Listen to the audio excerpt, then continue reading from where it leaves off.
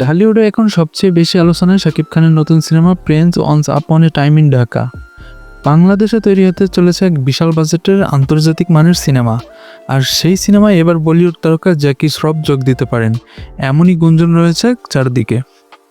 বলিউডের stylish villain থেকে শুরু করে জনপ্রিয় চরিত্র অভিনেতা জ্যাকি শ্রফকে দর্শকরা চেনে তার শক্তিশালী অভিনয়, ভয়েস ও কারিশমার জন্য।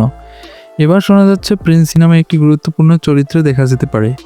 যদিও প্রযোজনা সংস্থা ক্রিয়েটিভ ল্যান্ডস ফিল্মস বা পরিচালক আবু হায়াত মাহমুদ এখনও কিছু আনুষ্ঠানিক ঘোষণা দেননি, তবুও ইন্ডাস্ট্রি সূত্র বলেছে প্রথম থেকেই জ্যাকি শ্রফের সঙ্গে আলোচনার বিষয়টি শুরু হয়েছিল, এমনকি শিডিউল নিয়েও নাকি প্রাথমিক কথা হয়েছে।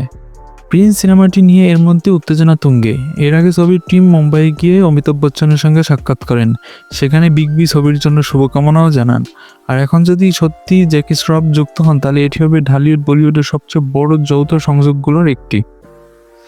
Prince once upon A time in Dhaka একটি অ্যাকশন থ্রিলার ঘরানার সিনেমা। সেখানে শাকিব খানের সঙ্গে থাকছেন 3 নায়িকা, তাদের মধ্যে একজন তাসনিয়া ফারিন। বাকি দুজনের নাম এখনও প্রকাশ হয়নি। সবকিছু ঠিকঠাক থাকলে সিনেমাটি মুক্তি পাবে আগামী ঈদ উল ফিতরে। আর যদি জ্যাকি শ্রফ সত্যিও এতে অভিনয় করেন, তাহলে প্রিন্স হতে পারে বাংলাদেশের সিনেমার ইতিহাসে এক নতুন মাইলফলক।